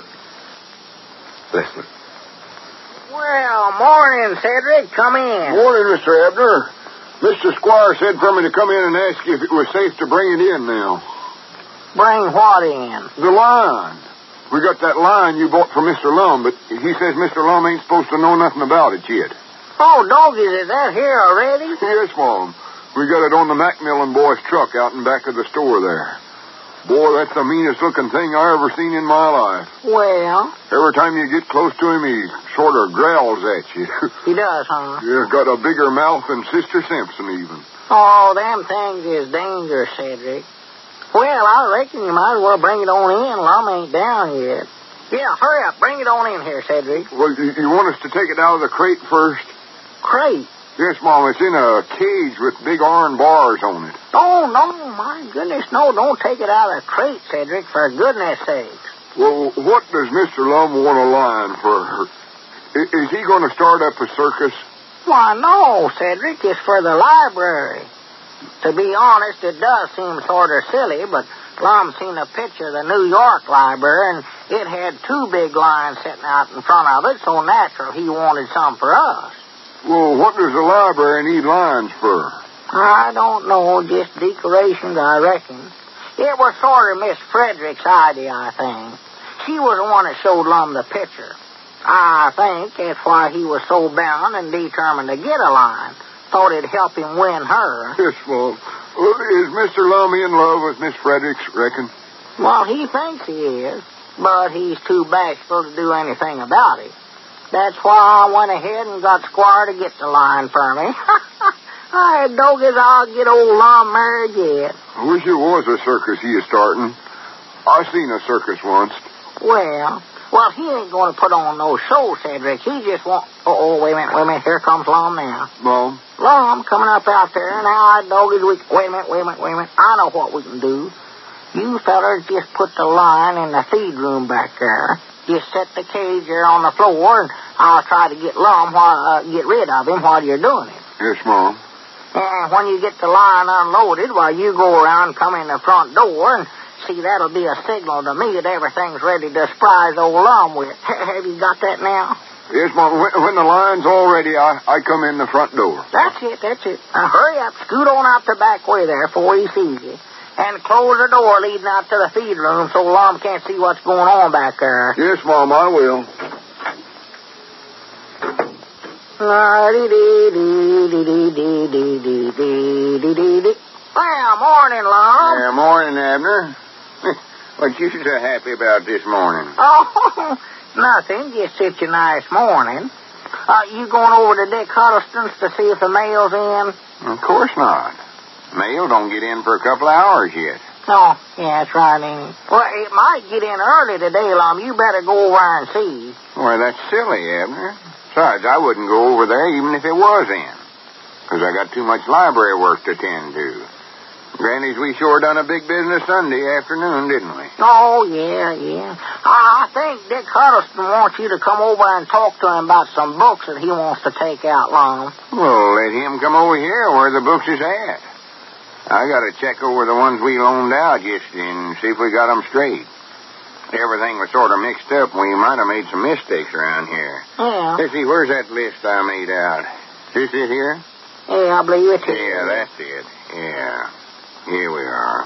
Outgoing books to date. Doggies, Lum, you need a haircut, you know what? I'll tell you what, I'll watch the store if you want to run down to Mose Moose's barber shop and get one. For goodness sakes, Abner, are you trying to get rid of me or something? Why, no. I just figured the head librarian ought to keep himself looking nice. I look all right. Let's see. Outgoing books to date. Clarabelle Seastrong taking out Elsie Densmore makes the grade. Check. Uncle Henry Lunsford taking out, you must have jotted this one down, Abner. I can't make it out. You recollect what book Uncle Henry taken? Oh, let's see, yeah. There's some book about the Indians, I know. Indians? Yeah. Had something about an error in the title of it. Error something or other. Now, what was it? The Pison Error? No, it weren't it. Aerosmith, that was it. Oh, yeah, Aerosmith. Check. Smith, that's an odd name for an Indian, ain't it? Yeah, well, I thought so, too, but Uncle Henry explained about Pocahontas and Captain John Smith, so I just figured this Indian must have been one that married into the Smith family some way. Yeah, must have. Grandma Master taking out, what was that noise? I never heard nothing. Sounded like it come from the feed room back there. Oh, well, must have been a mouse, I reckon. Yeah, might have been. Awful big one, though. Wait a minute, what are you laughing at? Oh, nothing. Go on, check your books, Lum. Or go out and get a haircut, one. I don't need a haircut. Granny, you're acting curious today, Abner. Prattle. Let's see, Grandma Master's taking out Essentials of Electrical Engineering. Check. Electrical engineering? What's an old woman like her want to take up engineering for? She wasn't aiming on reading the book, just wanted to press some flowers in it. It's that great big heavy book. You saw it.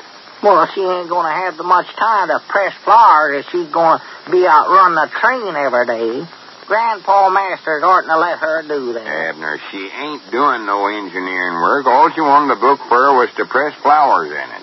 Well, that's all she ought to do is press flowers. Well, that's all she's going to do, so stop worrying about it. Well. Ms. Barton, Tarzan of the Apes. Check. Ms. Blevins, Diana of the Crossways. Check. Widow Abernathy, Love twixt Golden Strands.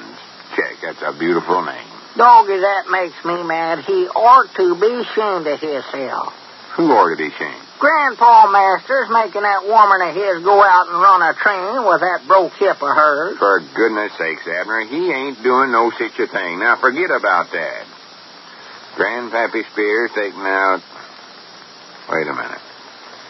Granny, I could have swore I heard something out there in the feed room just now. Oh, no, couldn't be nothing, no. You're just imagining stuff. You sure you don't want to get out and get a haircut? Your hair's awful long. My hair's all right. Forget about it. Granny, there's something suspicious going on around here, and I'm going to find out what it is. No, there ain't. Honest now, Lum. Ain't nothing suspicious at all. Go ahead, check your books there. Let's see, what'd you say Grandpappy Spears taking out? Go ahead, check them off there. Let me see. Grandpappy Spears, World Almanac for 1909. What in the world did he take that for? It's his own book. We got it over to his place. Well, he's still mad about that checker game over here the other day and said he didn't want nothing that belonged to him sitting around our store. Well, we'll just charge him a lot of overdue on it then. Yeah, it's our time. Mose Moots, Gilbert the Boy Trapper. Granny, Abner, did you let Mose have that book? Why, sure, he asked for it. Ain't that what the library's for? Of course it is, but you know dad blame well I was saving that book for Miss Fredericks. Got the prettiest red cover on it of any book in the library. Well, why didn't she come around and get it then? She weren't in here either Saturday or Sunday. Yeah, I know. It kept the library open just special for her, too. Well, maybe next Sunday. Granny's, I know I heard something in the back room then. I'm going back there and see what's going on. No, you ain't now, Lum. Well, who's going to stop me? If there's something suspicious happening, I'm going to find out what it is. You can't do it now, Lum. Well, why can't I? Well, it's a surprise. A surprise? Yes, sir. Something that's going to make you awful happy. Oh, Granny's happy. You oughtn't have done that. I don't deserve no surprise. Well, I know you'd never be happy till you got this thing, and I know it's going to help you win Miss Fredericks, too. Oh, well, good for you. It ain't an engagement ring, is it? Oh, no, it's something better. Wait a minute. Here comes Cedric. Now you can go back to the feed room and see it, Lum. Well, what's Cedric got to do with it? Oh, nothing. Now, here, Lum. When you go in there, I want you to close your eyes tight now, and don't peek till you get clear back in the feed room. Yeah, all right, I won't. Well, howdy, Cedric. Hello, Mr. Lum. Say, Mr. Abner. I know, Cedric. All right, Lum, come on now. Close your eyes and start walking. All right, I've got them closed. Here I go. Granny, this is just like Christmas. Say, Mr. Abner, I think you don't need to say nothing, Cedric. I got the signal. Come on, Lum. Keep going. I'm going. Granny's Abner, it's awful nice to have friends that do things for you like this. I never will forget it. Don't mention it. I'm proud to help you. Wait a minute now. Let me open the door for you. Here, Lum. Here. I'll guide you now right through here. Now, here. In you go. Come on now, a little farther so I can close the door. Here. Now, don't open your eyes for a minute. Stand right there now while I close it. I don't get is he going to be spry. Yes, Mom, he sure is. I don't much believe you ought to have done that to him, Mr. Abner. Put him back there in that room by himself. Well, I'm going to surprise him, Cedric. He won't know what to think when he sees that lion sitting there in that cage. Well, that's what I've been trying to tell you. When we was unloading the cage, that door come open and the lion jumped out. That's why we closed the door and run. He's loose there in the feed room with Mr. Lum right now. Huh? Oh, my goodness.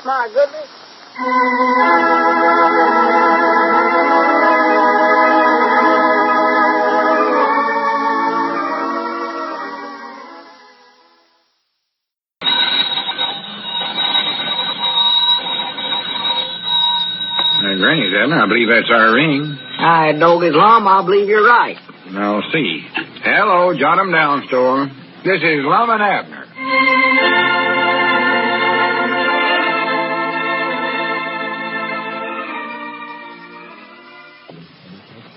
And now, let's see what's going on down in Pine Ridge. Well, Abner's plans to surprise Lum with a lion for the library didn't turn out so well. Abner, unaware that the lion had broken out of his cage, gaily shoved Lum into the back room of the store where the lion was running loose. As we look into a little community today, we find Abner in the Jot-'em-Down store trying to patch up things with his very unhappy and jittery partner, Lum. Listen.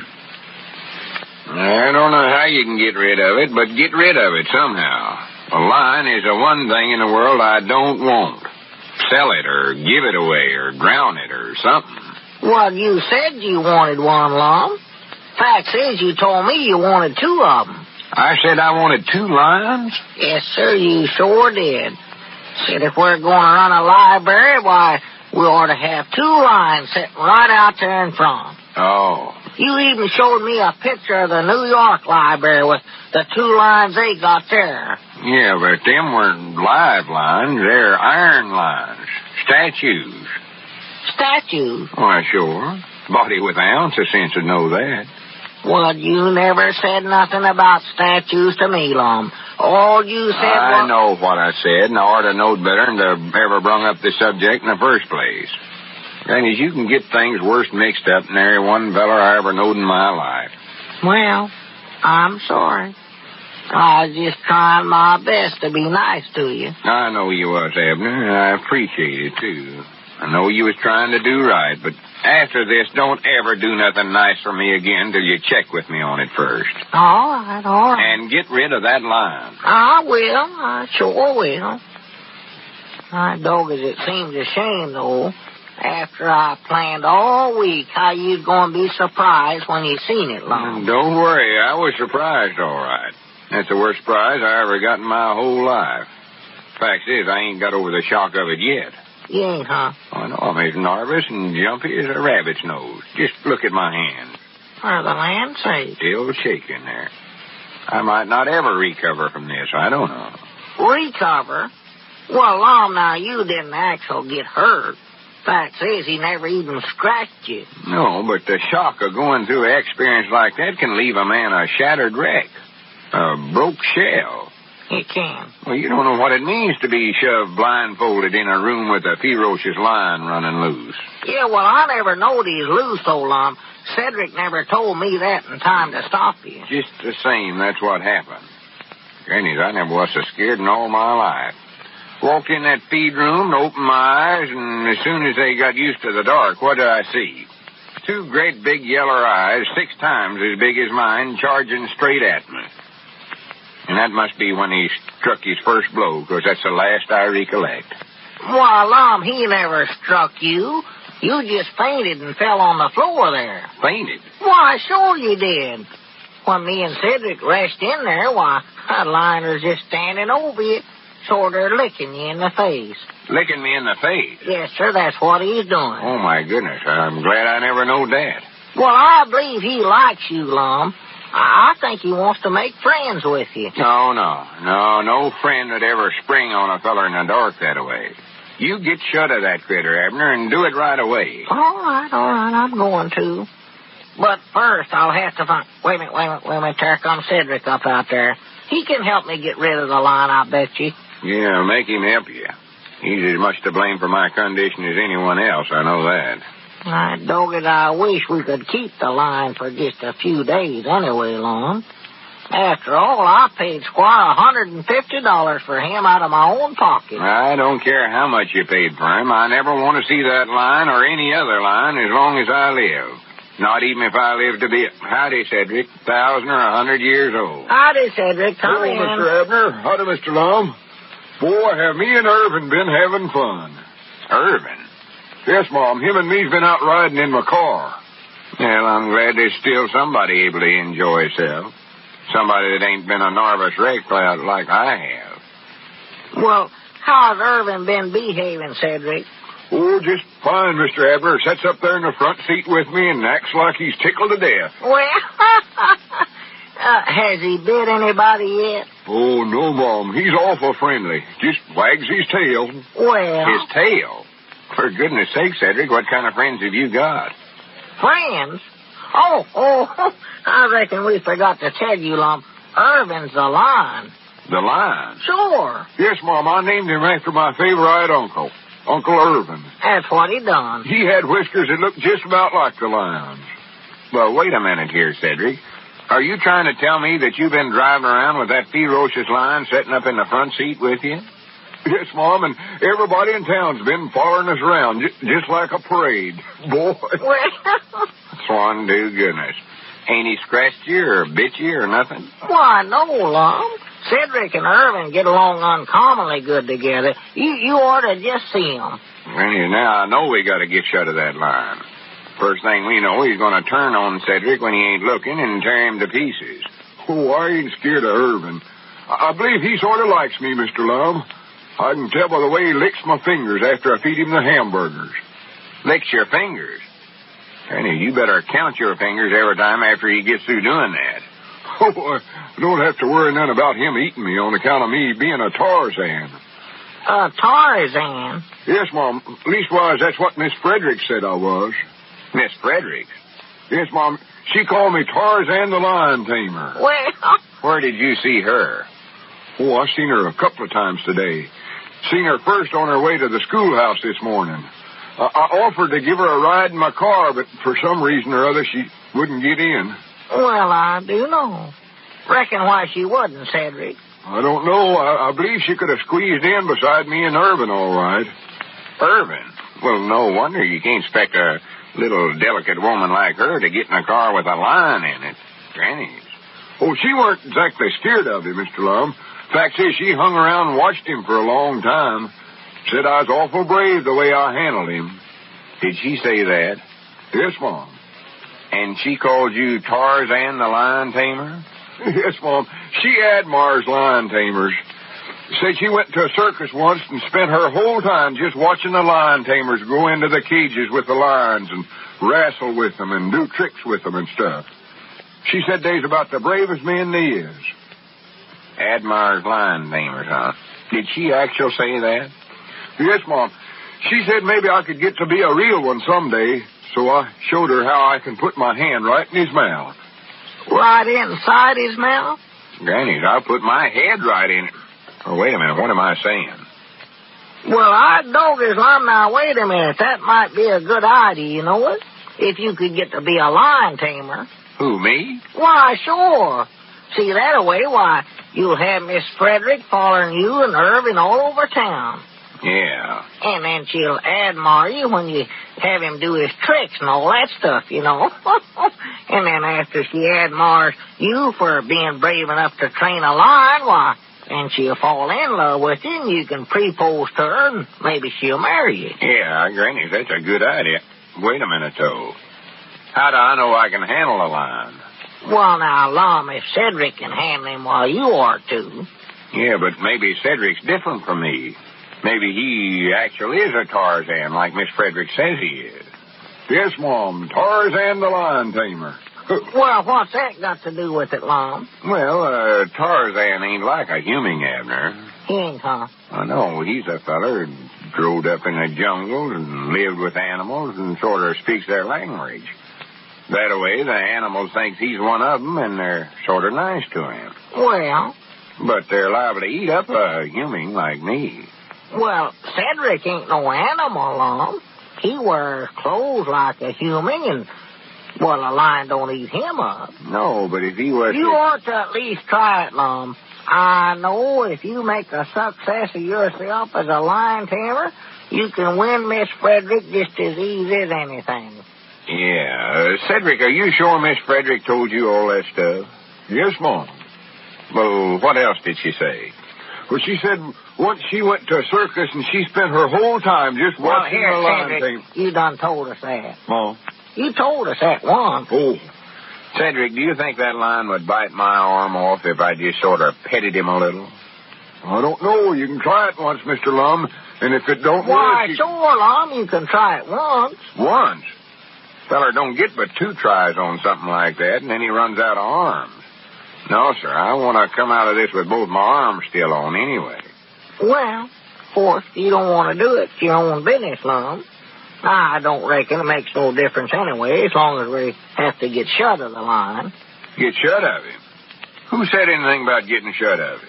Well, didn't you say that you want me to... Listen, Abner, that's my line, and nobody ain't going to get shut of him or do anything else with him unless I tell them to. Well, Lum, you told and me... And never talk back to a Tarzan. Tarzan? That's right. You don't know it yet, Abner, but you may be looking at the new Pine Ridge Tarzan. Who? You? Yes, sir. L. Tarzan Edwards, lion tamer and head librarian.